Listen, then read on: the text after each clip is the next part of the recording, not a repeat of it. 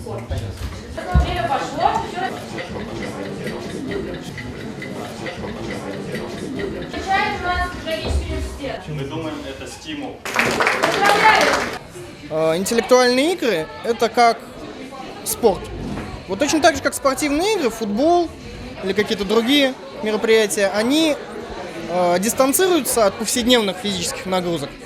Точно так же интеллектуальные игры дистанцируются от повседневных нагрузок интеллектуальных. Мы можем заметить, что никто из конкурсантов, к счастью, не набрал нуля. Это очень хорошо. Это значит, что, по крайней мере, на какое-то количество ответов все они ответили. Победа команды медицинского университета совершенно неудивительна, потому что эта команда активно играет в профессиональное «что, где, когда».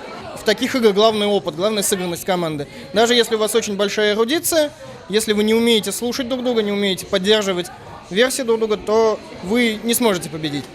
Это интересные мероприятия, они развивают в первую очередь все-таки воображение, ну и желание чем-то заниматься новым, интересным, что все-таки важно.